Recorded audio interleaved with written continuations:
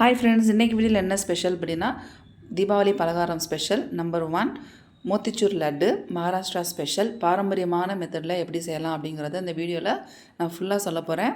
Video skip பண்ணாமல் முழுசாக பாருங்கள். அப்போ தான் உங்களுக்கு நான் என்னெல்லாம் சொல்கிறேன்னா அதை நீங்கள் ஃபாலோ பண்ணி செய்ய முடியும். ஒரு மாதம் ஆனாலும் கெட்டு போகாது இந்த உருண்டை. அதுக்கு என்னெல்லாம் பண்ணணுங்கிறத பாருங்கள். பூந்தி நான் வெளியிலேருந்தே வாங்கியாச்சு.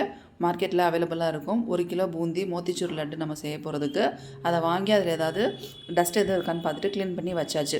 ஸோ அதை கவரில் கொஞ்சம் பிளேட்டில் கொஞ்சோன்னு நான் வச்சுருக்கேன். அதை கொட்டுறதுக்கு நமக்கு வசதியாக இருக்கணும் அப்படிங்கிறதுக்காக. இப்போ ஒரு பெரிய பாத்திரத்தில் நல்லா ஃப்ரீயாக கிளற மாதிரி இருக்கணும். அந்த மாதிரி ஒரு பாத்திரமாக எடுத்துக்கோங்க. அதில் என்ன அப்படின்னா 1 கிலோ பூந்திக்கு 1 கிலோ ஜீனி ப்ளஸ் 1 கப்பு தண்ணி. அது ஒரு 100 ml தண்ணி. ஃபஸ்ட்டு 1 கப்பு தண்ணி ஊற்றிக்கோங்க. எடுத்ததுமே நீங்கள் எல்லா தண்ணியுமே சேர்த்துறாதீங்க. ஏன் அப்படின்னா உங்களுக்கு ரொம்ப ஈரப்பதமாகிடும். உங்களுக்கு உருண்டை பார்த்தீங்க அப்படின்னா 1 மாதம் வரைக்கும் இருக்காது. உடனே கெட்டு போயிடும். ஒரு வாரத்துலேயே 10 நாளுக்குள்ளே பார்த்தீங்க ஒரு வாரம் இருக்கிறதே உங்களுக்கு கொஞ்சம் இதாகிடும். உடனே பூசணம் பிடிச்ச மாதிரி ஆகிடும். அதனால் ஃபஸ்ட்டு அந்த 100 ml தண்ணியை ஊற்றி நல்லா பாகு ஃபுல்லாக கரைச்சிக்கோங்க. முந்திரி பருப்பு நான் குட்டி குட்டியாக கட் பண்ணி வச்சுருக்கேன். நீங்கள் காஞ்ச திராட்சை போடுறதா இருந்தாலும் போடலாம். நான் காஞ்ச திராட்சை சேர்க்கலை. அது ஏன் அப்படிங்கிறத வீடியோவில் லாஸ்ட்டில் நான் சொல்கிறேன், மறக்காமல் பாருங்கள். ஸோ ஜீனி கரைஞ்சிருச்சு. இப்போ ஏலக்காய் தூள் நான் சேர்த்துக்கிட்டேன். உங்கள்கிட்ட ஏலக்காய் இருந்ததுன்னா தட்டி சேர்த்துக்கோங்க. ஏலக்காய் தூள் சேர்த்துட்டோம் அப்படின்னா நமக்கு கடித்து சாப்பிடும்போது தட்டுப்படாது பல்லில். அதுக்காக அடுத்து பச்சை கற்பூரம் பார்த்தீங்க அப்படின்னா ரொம்ப ரொம்ப நல்லது. உங்களுக்கு உடம்புக்கும் ரொம்ப நல்லது. மருத்துவ குணங்கள் நிறையா இருக்குது.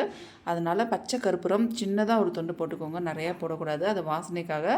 அடுப்பை அமர்த்தினதும் அதை போட்டுக்கோங்க. அது அந்த ஹீட்லேயே மெல்ட் ஆகிடும். இப்போ டக்குன்னு என்ன பண்ணுங்கள் அப்படின்னா முந்திரி பருப்பு நம்ம நெய்யில் உருக்கி சேர்க்க போகிறோம். நம்ம உருண்டைக்கு தேவையான அளவுக்கு நெய் எவ்வளோ வேணுமோ அது எல்லாமே நான் எடுத்துட்டேன். இது கிட்டத்தட்ட பார்த்தீங்க அப்படின்னா ஒரு 100 ml அளவுக்கு நெய் இருக்கும். கண்டிப்பாக 100 ml நெய் நான் பசு நெய் வீட்டில் காய்ச்சினது தான். அதை எடுத்து முந்திரி பருப்பு வறுத்து எடுத்துட்டேன். 100% கோல்டன் ப்ரௌன் ஆக்காதீங்க. கசப்பு தன்மை வந்துடும். இந்த மாதிரி ஒரு 80 to 90% உங்களுக்கு முந்திரி பருப்பு வறுத்தா போதும். ஸோ ஸ்டவ்வை ஆஃப் பண்ணாலுமே உங்களுக்கு நெய் ஹீட்டாக இருக்கும். அந்த ஹீட்லேயே இதை நல்லா மிக்ஸ் பண்ணிக்கோங்க. உள்ளுக்குள்ளே நல்லா மிக்ஸ் பண்ணிவிட்டு அதுக்கப்புறம் என்ன பண்ணுங்கள் அப்படின்னா அந்த ஜீராவில் சேர்த்துக்கோங்க. சேர்த்துட்டு அந்த ஜீராவை ஃபுல்லாக நல்லா மிக்ஸ் பண்ணிட்டீங்க அப்படின்னா இன்னும் உங்களுக்கு அந்த லிக்விட் கன்சிஸ்டன்சி உங்களுக்கு நல்லாவே வந்துடும். இதை நீங்கள் பூந்தியெல்லாம் போட்டுட்டு மேலே சேர்த்திங்க அப்படின்னா எல்லா பூந்திலையும் உங்களுக்கு மிக்ஸ் ஆகிறது கொஞ்சம் சிரமம். ப்ளஸ் அந்த ஜீராவும் உங்களுக்கு கொஞ்சம் லிக்விட் கன்சிஸ்டன்சி வரும். அப்படிங்கிறதுனால தான் இந்த ஸ்டேஜில் சேர்த்துடணும். எல்லாமே டக்குன்னு பண்ணணும். ஸோ கொஞ்சம் கூட லேட் பண்ணவே கூடாது. பூந்தியை போட்டு நல்லா மிக்ஸ் பண்ணிக்கோங்க. மிக்ஸ் பண்ணிவிட்டு உங்களுக்கு நீங்கள் பார்க்கணும் அந்த பூந்தியில் ஈரப்பதம் இருக்குதா இல்லையா அப்படின்னு பார்க்கணும். ஈரப்பதம் இல்லை அப்படின்னா நீங்கள் கொஞ்சம் எந்த கப்பில் தண்ணி அளந்து எடுத்தீங்களோ அதே கப்பில் தண்ணி அளந்து கொதிக்க வச்சு இதில் சேர்க்கணும்.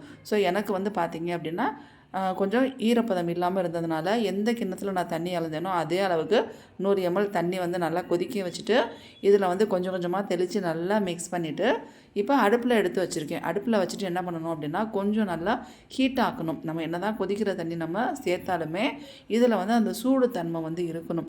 அப்படி இருக்கும்போது என்ன அப்படின்னா உங்களுக்கு அங்கங்கே எங்கேயாவது உங்களுக்கு ஜீனி தட்டுப்பட்டாலும் அது உங்களுக்கு மெல்ட் ஆகிடும்.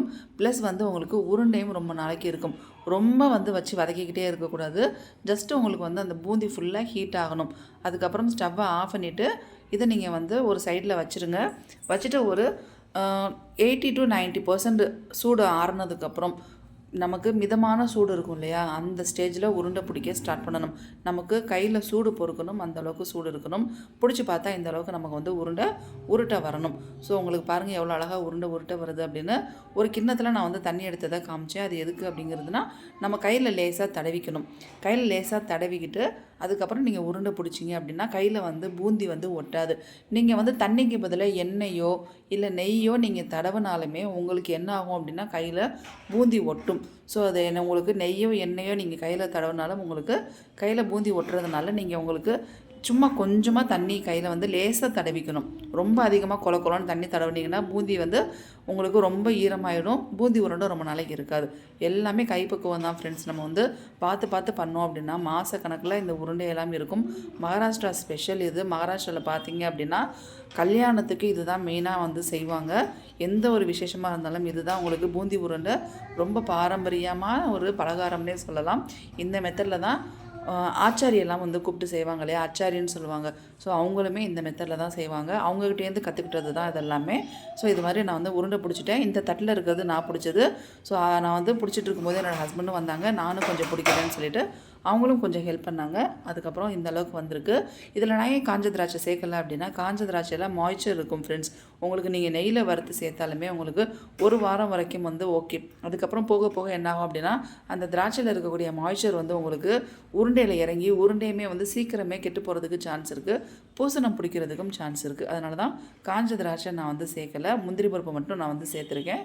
அப்போ உங்களுக்கு கடித்து சாப்பிட்றதுக்கு ரொம்ப சூப்பராக இருக்கும். உருண்டை வந்து பிடிச்சதுமே உடனே நீங்கள் ஸ்டோர் பண்ணாதீங்க. ஒரு நாள் ஃபுல்லாக வெளியில் வச்சுருங்க. அதுக்கப்புறம் நெக்ஸ்ட் டே நீங்கள் வந்து ஏர்டைட் பாக்ஸில் போட்டு ஸ்டோர் பண்ணிங்க அப்படின்னா மாதக்கணக்கில் உங்களுக்கு வந்து உருண்டை நல்லாயிருக்கும், கெட்டு போகாது. உங்களுக்கு பக்காவான உருண்டை ரெடி ஆகிடுச்சு. மோத்திச்சூர் லட்டு. நான் எந்த ஒரு ஆர்டிஃபிஷியல் கலருமே நான் வந்து சேர்க்கலை.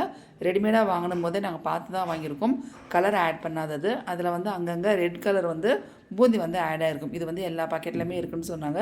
ஸோ அது மட்டும்தான் கலரில் இருக்குது. ஸோ நேச்சுரலான கலர் இப்படி தான் இருக்கும். நீங்கள் உங்களுக்கு ப்ளஸ் இன்னும் மஞ்சள் கலராக வேணும்னு நினச்சிங்கன்னா மஞ்சள் சேர்க்கலாம். பட் நான் சேர்க்கலை. எந்த கலர் சேர்த்தாலும் அதில் டேஸ்ட்டு கொஞ்சம் மாறுபடும். அதுக்காக தான் எந்த கலருமே நான் சேர்க்கலை.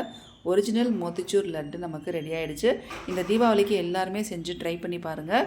உங்களுக்கு மாத கணக்கானாலும் நல்லாயிருக்கும். வெளியூரில் தங்கி படிக்கிறவங்களுக்கு, வேலை பார்க்குறவங்களுக்குலாம் இதை நீங்கள் வந்து ஸ்டோர் பண்ணி கொடுத்துட்டீங்க அப்படின்னா அவங்க மாத கணக்கில் வச்சு சாப்பிடுவாங்க. வெளியில் வாங்கி சாப்பிடணுன்னு அவசியமே இல்லை. இந்த டிப்ஸ் அண்ட் ட்ரிக்ஸ் எல்லாம் ஃபாலோ பண்ணி நீங்கள் பூந்தி லட்டு செய்யுங்க. ரொம்ப அருமையாக இருக்கும். குழந்தைங்கலேருந்து பெரியவங்க வரைக்கும் விரும்பி சாப்பிடுவாங்க. மறக்காமல் லைக் பண்ணுங்கள், ஷேர் பண்ணுங்கள், கமெண்ட் பண்ணுங்கள், சப்ஸ்கிரைப் பண்ணிவிடுங்க. தேங்க்ஸ் ஃபார் வாட்சிங்.